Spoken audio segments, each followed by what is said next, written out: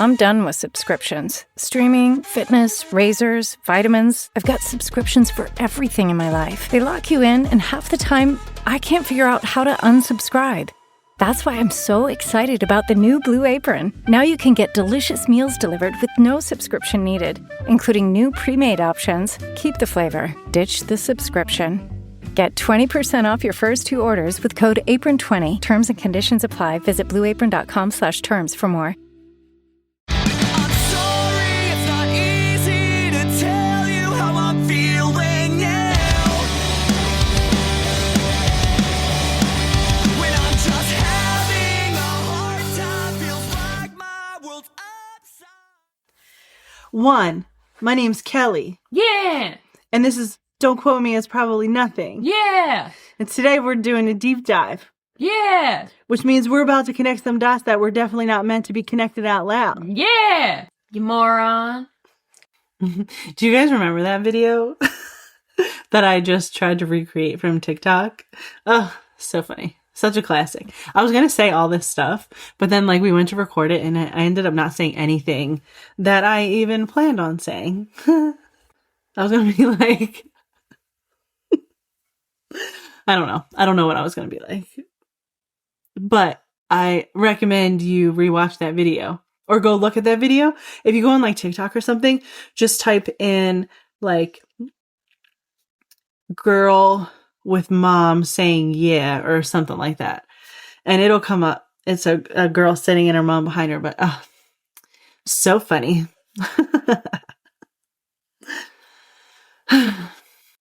Also, I know I'm supposed to I don't know, do your hair and makeup and stuff, when you're on YouTube, but I just got out of the shower and I didn't want to. It's late. It's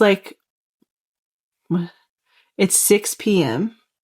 and I'm recording this, and then I'm going to make the most delicious dinner ever. And I didn't plan after that. I don't know what I'm doing after that.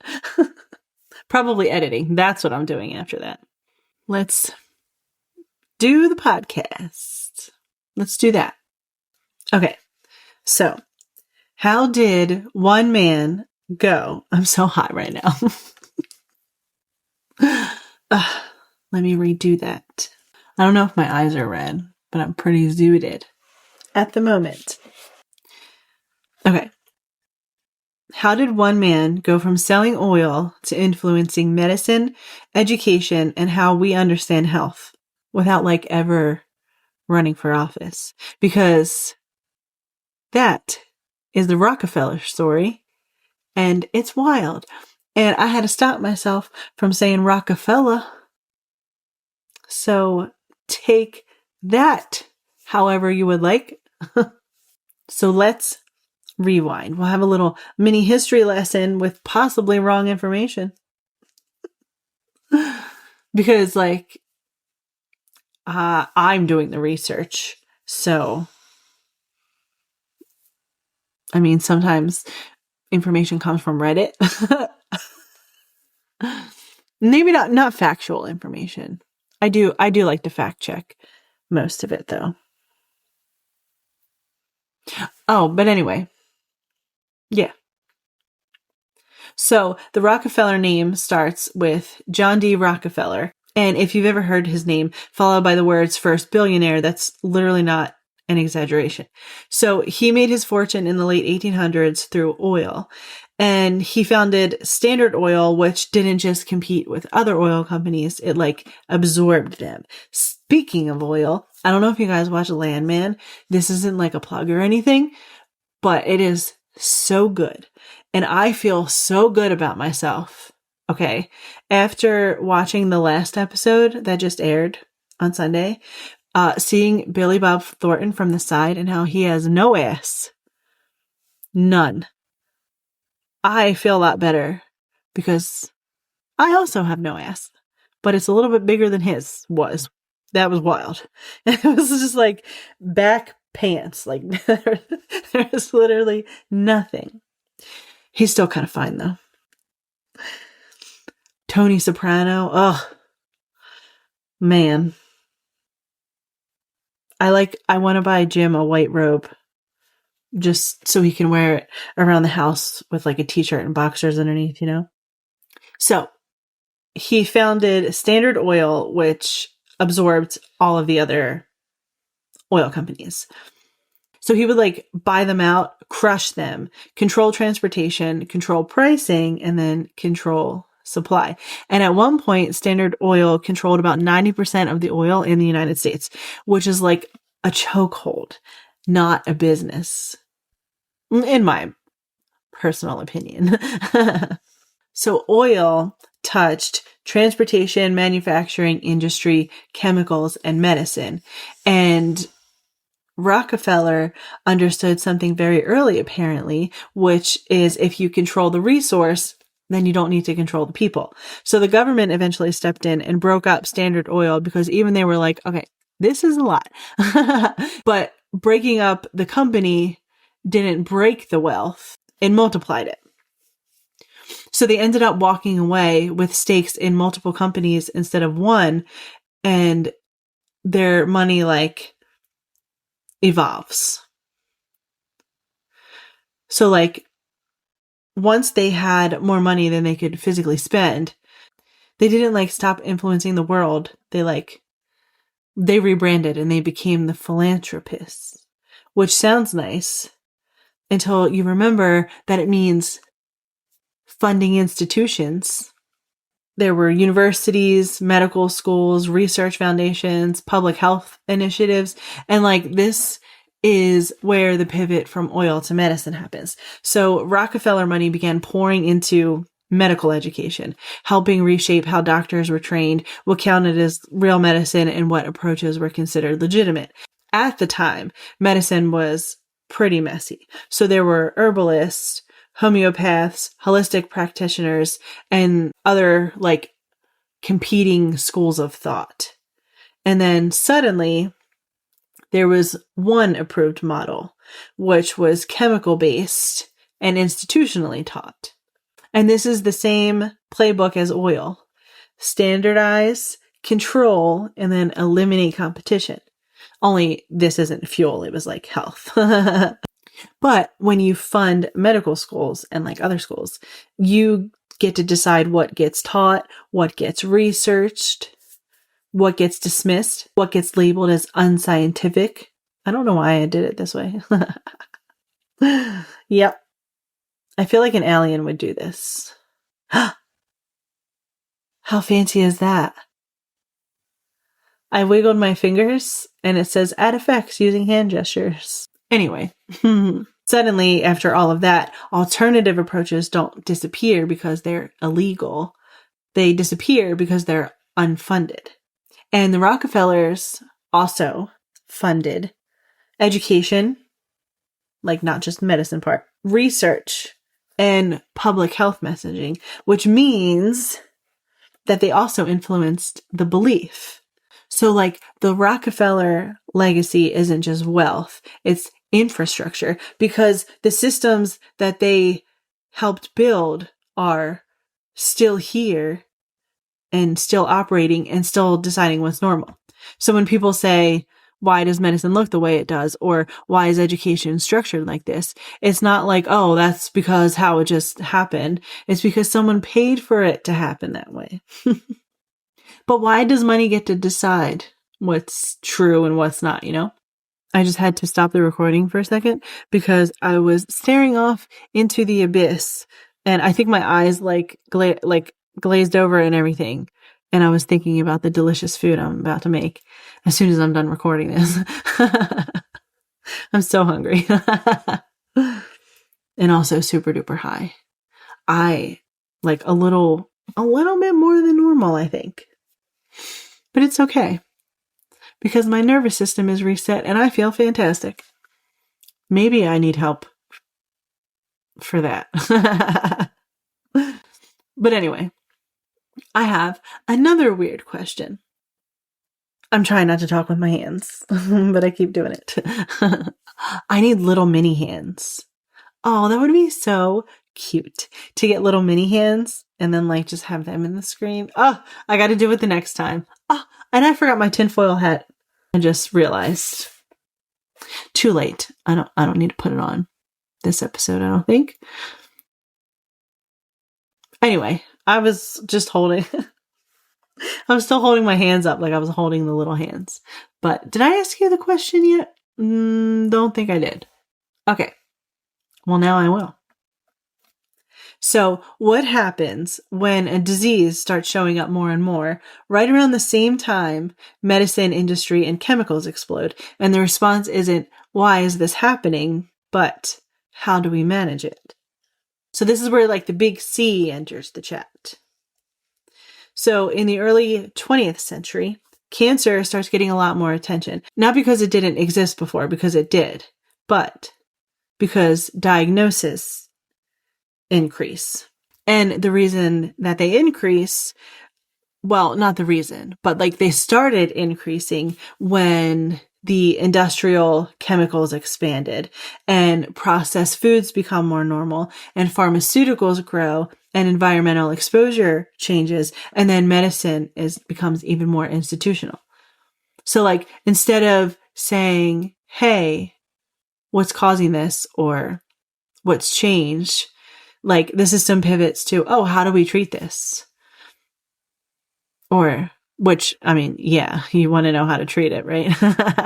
But anyway, this large centralized organization that I was just telling you about is the American Cancer Society. But what's interesting is once cancer becomes an institutional problem, it also becomes an institutional business.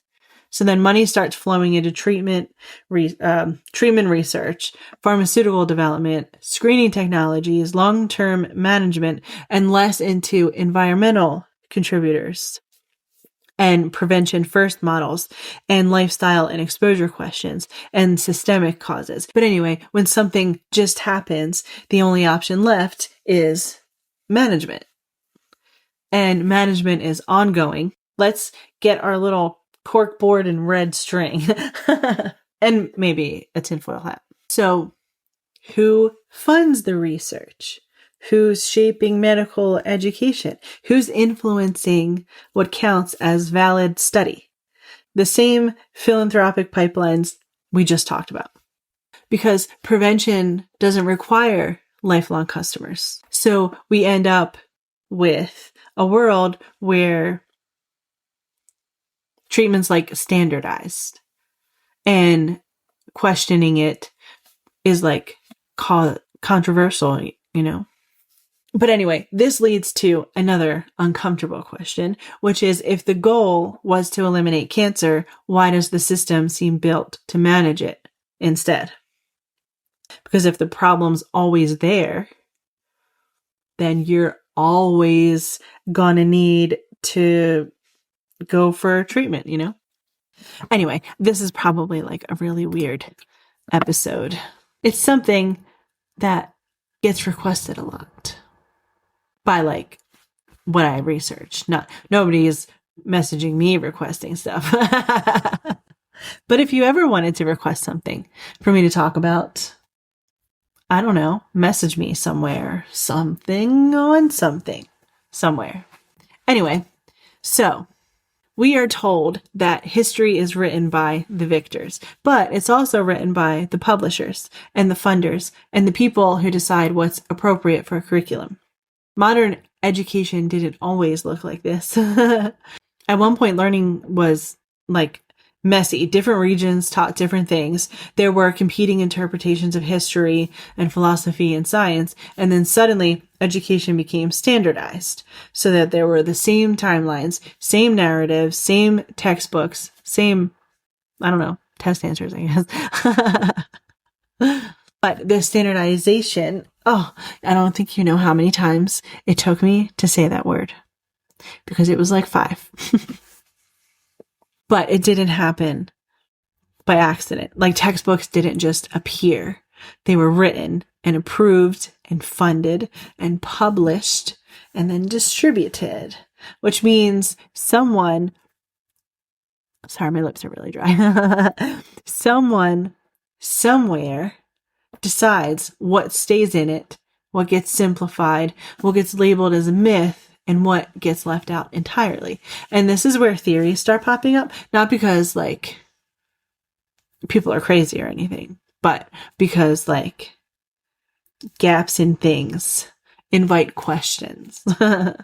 So there are theories out there that certain historical events are exaggerated, misdated, altered, or never happened the way that we were told. And think about how often you've heard like, oh, historians now believe, which is basically code for we're changing the story. So some people point to certain theories like entire stretches of time being questionable, and like wars that don't line up with archaeological evidence, or civilizations that appear suddenly with advanced knowledge, or like technologies that seem too advanced to like for their era. Once education becomes more about passing tests instead of thinking critically, history becomes less about truth and more about consensus, which is dangerous because consensus can be influenced. And when funding, politics, and institutions all point in the same direction, you don't need to censor history. You just have to edit it. And then over time, people stop questioning it because they don't know there were other versions. Which leads us to curiosity becoming suspicious. Is that why they always say, oh, curiosity killed the cat? Was that basically their way of, did they threaten? Was that a threat back in the day? Like, oh, hey man, curiosity killed the cat. Like, oh, are you trying to murder me because I'm curious? Is that what you're doing? But anyway, I know I said this is the deep dive, but I don't even know if this is going to be a long episode or not. All I can think about is food. And I'm making, oh, okay. I'm going to tell you what I'm making. So I get a little bit of oil, right? And I drizzle the oil in a hot pan, and then you cut up some fresh garlic, and then bam, you throw that in there, and a little bit of salt, a little bit of pepper, a little bit of parsley, because it's delicious, right? And then you add your dry pasta, and you stir it around, and let it like coat the pasta and all the oil and the garlic. Ugh, smells delicious. And then you add water. You do this in a pan, by the way, like a deep pan. And then you add water, just enough to cover the pasta. But what I do is I also add more salt and pepper. We go through a lot of salt in this house. Is that what's wrong with me? Maybe. Anyway, well, no, because does salt do your blood pressure? Because I have good blood pressure.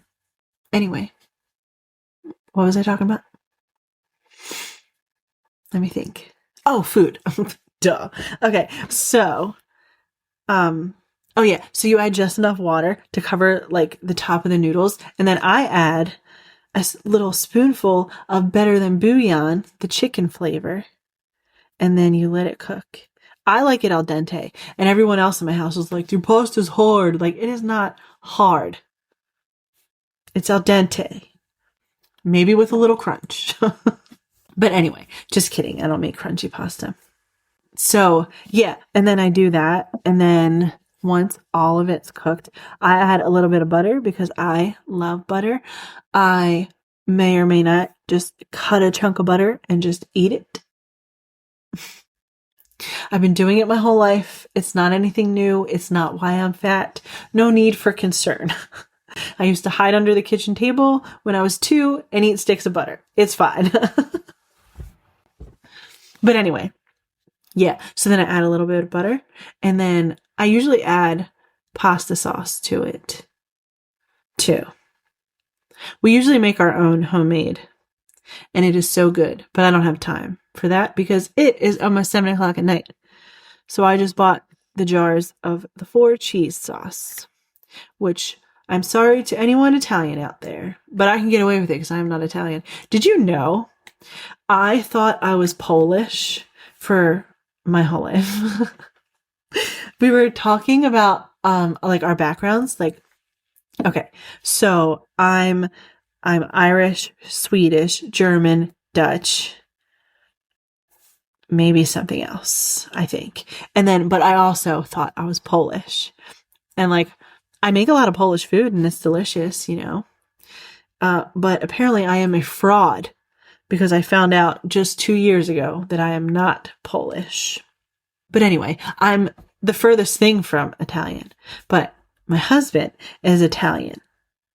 And I think French and Irish. And maybe like little other things. I think he said, okay, so Amy had to do a school project when she was in 2nd grade. And Jim was like, I think we're Indian, but I mean like Native American Indian. Was it wrong of me to just say Indian? My apologies if it is. But anyway, he was like, oh, we're some like small percent of Native American. And I had to write it down for on an index card for Amy to bring into school so that she can present it to the class. My poor child. Not only did she tell the entire class that she was Polish when she was not my doing by accident, I also wrote down that I said she was black.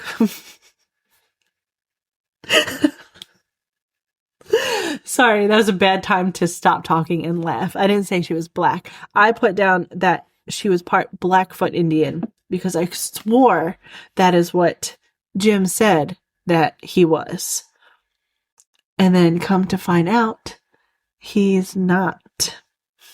And then her teacher was literally like, there is no such thing as Blackfoot Indian. Which I thought there was. But now that I think about it, I think there was a chief, like Chief Blackfoot. I think that's what it was. And then I just assumed Blackfoot Indian. Who let me have children and who let me send them to school with my help? Who let them complete homework with my help? But that reminds me of a time when I sent my son was in kindergarten, and so I sent my son to school with his clothes backwards while he was in kindergarten for backwards day or some wacky clothes day, but I was a day early. It was the following day. And then I sent my daughter to school that same day. I was a day off with both of them, with crazy hair. She had like a ponytail sticking out in every which way. And crazy hair day wasn't until the following day. It was a wild time. But also I was in my early 20s. So I was just surviving, I think. What a time to be alive. What a time. But anyway, I have to stop talking or I am going to just continue to tell you so many stories for no reason other than they just popped into my mind. I feel like I should start another, not another podcast, but a different segment and call it But Anyway, where I just tell you stories for 10-minute bedtime stories. Can you imagine? I don't even think this would work because I don't think no one would want to listen to my voice for 10 minutes before bed of me just wheezing in your ear laughing because I laugh at myself. I don't think you guys would want that. But if you do, let me know. But if I left you with more questions than answers, then I did my job. Because I also have questions with no answers. But anyway, I'm stopping here before my brain starts to short circuit or something. If you enjoyed this chaos, make sure you follow the show, rate it, and leave a review on Spotify or wherever you're listening. And because it helps, and people will be like, hey, what's this? What's this that's popping on my For You page? I don't know if it's called a For You page on Spotify, but whatever that is, it might pop up there. Shout out to those listening on Nighthawk Radio. Go check them out, show them some love, and support independent creators. There's some cool stuff over there. I said that last episode, I think. Pretty cool stuff over there. So go listen. I think it's on a Live 365 app or something like that. Or you can go to just Google and just type in Nighthawk Radio and it'll come up. But there's a bunch of shows on there that you should check out for sure. The song of the week this week is Hopeless by Goodfella, and I think you should go stream it wherever you listen to your music because it's good. And it makes me do the shoulder shimmy a lot.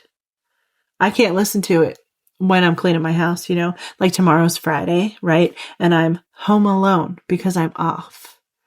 And I'm going to smoke and clean my house. But I will do more dancing and singing than cleaning. But that's okay. Because sometimes I think you need to do that, I think you need to dance around your kitchen instead of cleaning. It's fun. I like it a lot. Anyway, stay weird, stay curious, go be kind to someone for no reason, and go be amazing.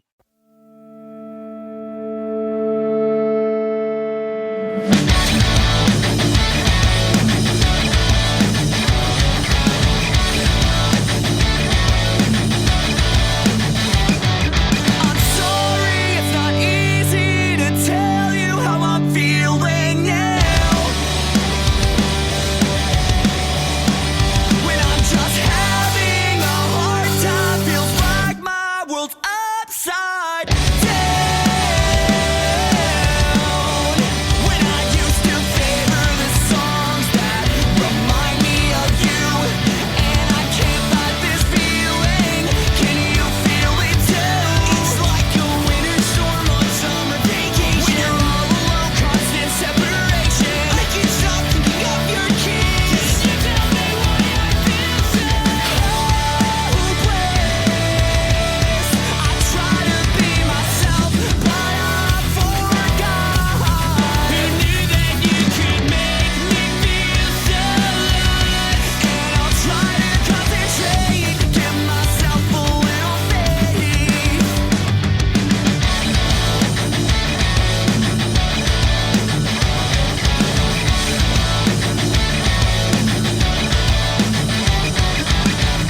You're only thinking of yourself again. If your love's a battle, then I guess I didn't win. But I'll be moving on, moving on. I'm the one that still has all of my friends. Someone I can talk to, she'll make me feel love again. It's like I'm always chasing the heartache. How could I put my hands in fate? I'll go down, I'll start kneeling. Can you tell me why I feel hopeless?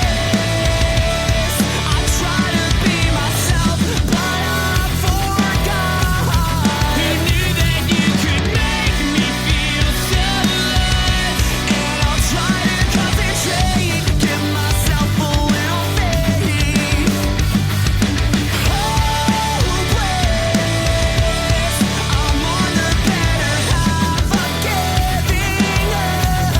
I'm trying to move on, but I feel stuck. And I'll find my way out. Yeah, I'll find my way